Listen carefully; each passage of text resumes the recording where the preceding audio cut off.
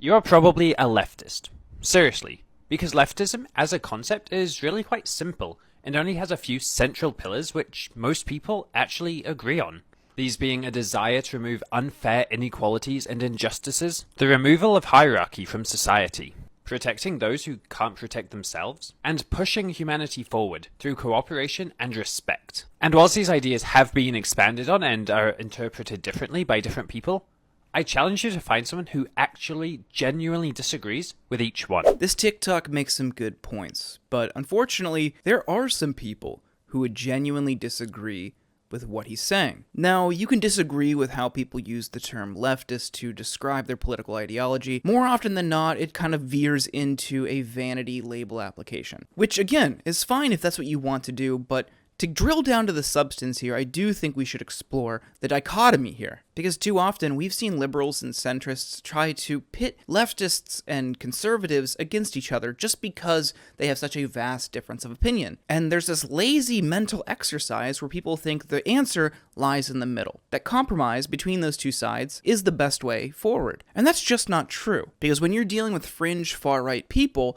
the Overton window shifts so far to the right just because their ideas are so radical. Got some bad news. It turns out that the boat we're in right now has some holes in it, and we are very quickly taking on water. Oh, damn, dude. Well, let's patch those holes and start bailing out water, yeah? Actually, I kind of like the holes. You know, I like watching the water come through. I think it looks cool. I was thinking, what if we made the holes bigger and threw the poor people on this boat overboard so that the rest of us could stay and watch the water come through the holes for longer? What the f***?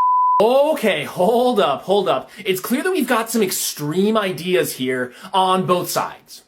I suggested common sense steps that will keep us from drowning, which was very different from what he said. Sure, when you have a deeply racist and sexist and pro-capitalist force, and when you see things that way, you're going to think that the size of the chasm between that far right and the left, which argues for a more equitable, multicultural society. And on those two sides, you have a fringe right where a hyper-capitalist, racist, and sexist, ultra-nationalistic right side of the political spectrum is compared with a left that wants a more equitable, multicultural society where everyone's needs are met. And sure, those are very different, but the answer is not in the middle. To find the solution, you need to look globally. You need to look at other developed countries. And what you'll find there is that every other developed country has a more sensible approach that aligns with the far left here, because those aren't really radical ideas. Taking care of people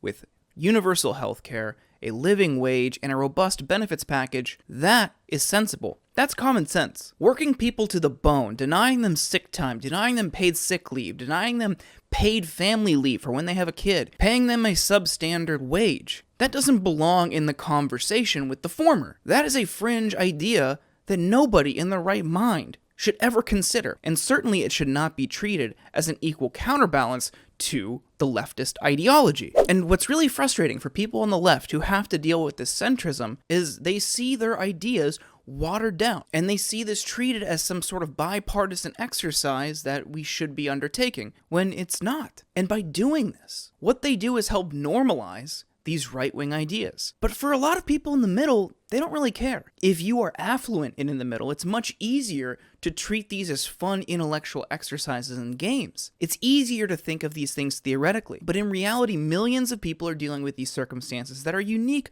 almost only to the United States. If you cared about the well-being of others, if you cared about creating a society where everybody is taken care of, where there is no risk of spiraling into bankruptcy because of medical debt, or dying from a preventable cause because you don't have health insurance, you wouldn't see these as two equal sides. You would side with the left. But for so many people, they just think they're temporarily embarrassed millionaires or billionaires, that all they need to do is just capitulate to the capitalist class a little bit more, and then they're finally going to make it. And then they really won't need to worry about those material issues. So for those types of people with that type of mindset, this is all fun and games to them, because it's only a matter of time until they're part of the club. And unfortunately, the more common that line of thinking is, the worse it's going to get for all of us.